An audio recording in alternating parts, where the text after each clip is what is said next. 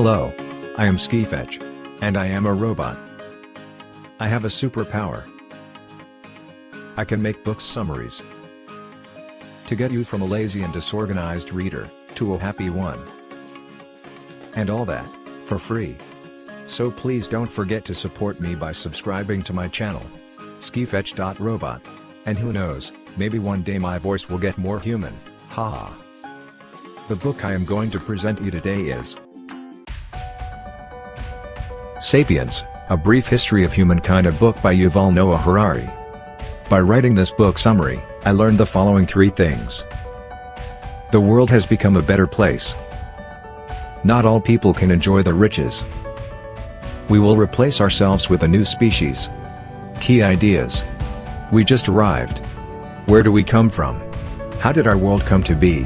We know that we are here, but most of us do not understand how we came here. Yuval Noah Harari provides a full picture of the history of our species. We think we have a long history, and it was, therefore, a long way to get where we are today. But this is more of a feeling than the actual truth. There is an excellent way to illustrate this. Take your 2 arms and spread them to the left and right, as far as you can. Now in this span, how much space would represent the age of the Homo sapiens? From your elbow to the end of your middle finger? The answer is that you would need a powerful microscope to see the space that humanity is representing. We have only been here for a short time. Only one of the human species survived. About 2.5 million years ago, the first human species evolved from great apes, the Australopithecus. There have been several human species, among others the Homo rudolfensis, the Homo erectus, and the Homo neanderthalensis. The Homo sapiens first appeared 300,000 years ago and was the only human species that survived. All other human species died out. 2 theories are trying to explain why the Homo sapiens survived. There is the interbreeding theory and the replacement theory. Replacement theory suggests that Homo sapiens replaced the other species because it had superior skills and technology. Either Homo sapiens killed the other human species, or they took away the food sources.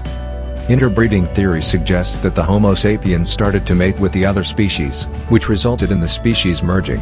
This theory is backed up by the fact that modern Europeans have between 1 and 4% of the DNA of the Homo neanderthalensis species.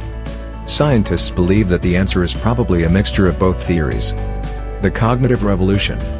How was it possible that Homo sapiens spread around the globe from Africa to Europe, Asia, America, and even Australia? Homo sapiens had to cross the Siberian Passage to reach America. How could they withstand the cold and reduced food supply there? The answer is that 70,000 years ago, the brain of the Homo sapiens went through an evolution which is called the cognitive revolution. This development resulted in a sudden improvement in brain power.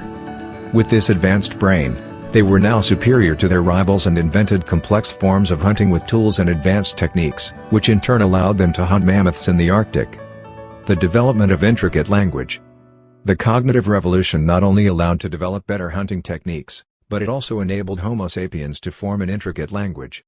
This complex language allowed the species to build better communities. This way, the information could flow more freely between individuals, sharing essential lessons. For example, when an individual found a plentiful food resource, this information could be shared with the group. Other animals can share similar information, for example, bees, but their language is not as flexible. Homo sapiens can develop and share abstract ideas such as gods and rights. All of these are creations of the human brain. Harari calls these ideas myths. These myths allowed the species to build more significant communities, cities, nations, and the global society as we know it today. The agricultural revolution. 12,000 years ago, the Homo sapiens switched his lifestyle from a nomadic lifestyle as a hunter-gatherer to a non-nomadic lifestyle as a farmer. This change is known as the agricultural revolution. We did not domesticate wheat. It domesticated us. Yuval Noah Harari. It is not entirely clear why the agricultural revolution happened because it appears being a farmer is much more time-consuming than being a hunter-gatherer. Furthermore, the kind of foods you ate as a hunter-gatherer was much better and healthier than that of a farmer. Early farmers only had a narrow range of cereals and domesticated animals. The hunter-gatherer, on the other hand, had access to meat, nuts, fruits, and fish full of nutrients and vitamins. This is the essence of the agricultural revolution, the ability to keep more people alive under worse conditions. Although it is not clear why the change happened, it is evident that the advantage for the human species had been immense. Agriculture is far more efficient and resulted in much higher and constant supply of food. This stable supply allowed the population of the Homo sapiens to explode. Money and writing. The agricultural revolution gave the Homo sapiens some degrees of freedom. For example, now that the supply of food was much more stable, it allowed some people in the group to pursue other things than farming. Some were better at making clothes or tools for the community. Now that some in the group did not produce food, a barter system evolved that allowed a blacksmith to trade his tools for food. But a barter system has inherent problems. How do you swap a device which is not ready today for the food you need now? How do you barter a single chicken for a cow? As the barter system was insufficient to solve these kinds of problems, the need arose to find a better solution. And the Sumerians of Mesopotamia delivered. They had the idea to write economic symbols on clay tablets. And they used barley as money. Empires and religion. The agricultural revolution, the invention of writing, and money allowed societies to grow immensely. But with bigger civilizations, larger economies evolved, and with it, the need to ensure that the promises written on clay tablets were kept. The need for hierarchical societies emerged to allow the standardization of laws and customs and the development of an effective bureaucracy.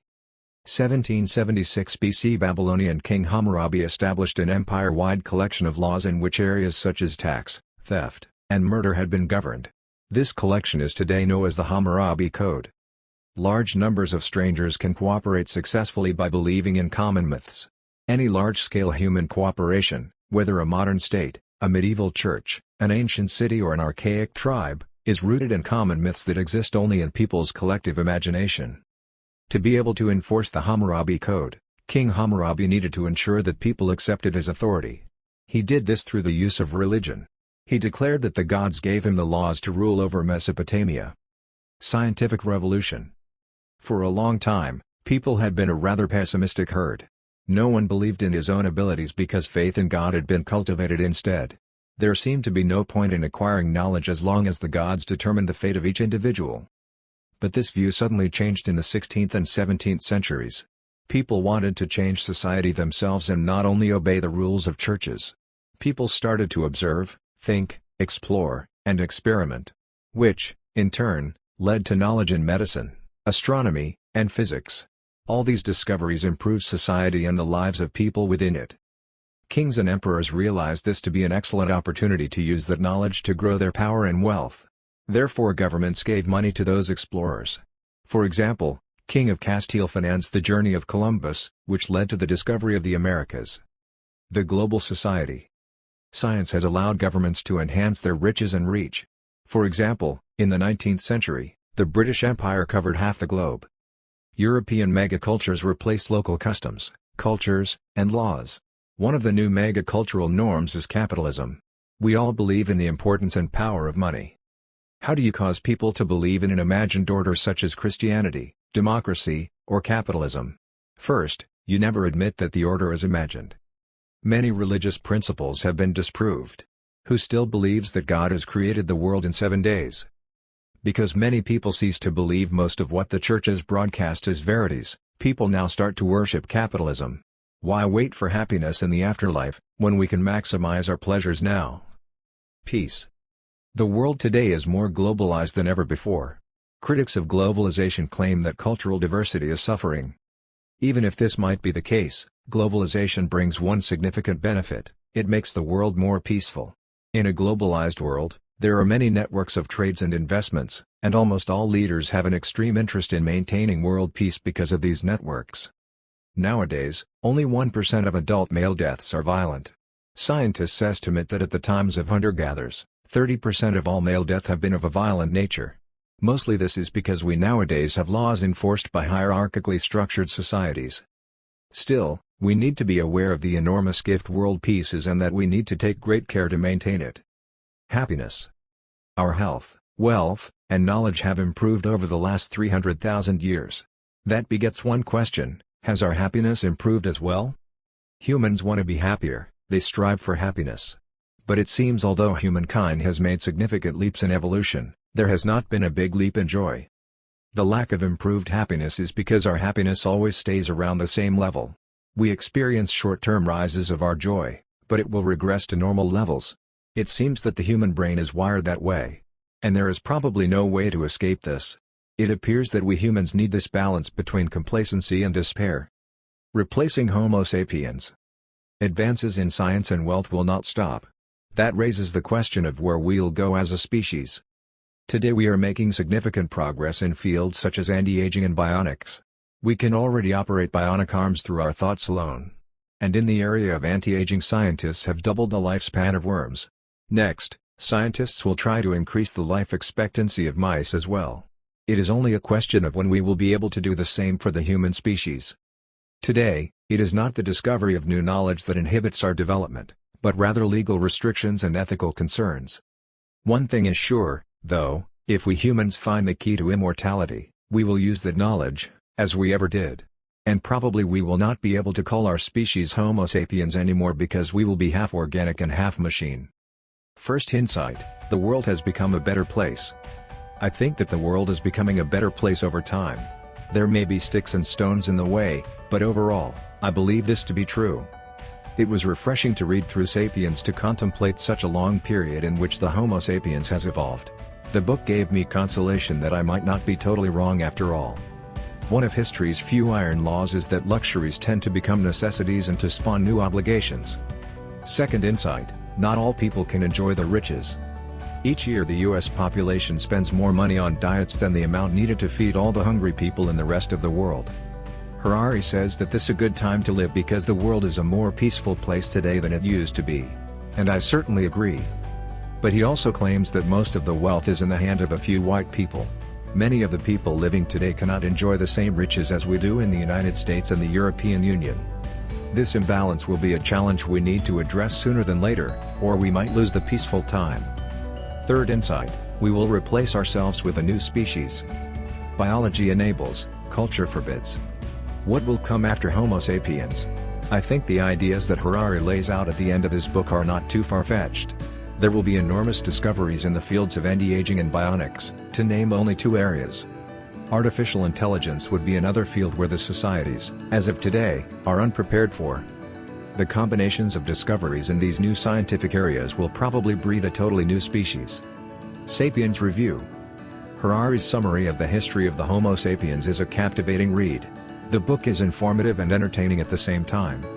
You will learn about a lot of things: cognitive revolution, agricultural revolution, the invention of money and religion, the discovery of the intricate language, the emergence of empires.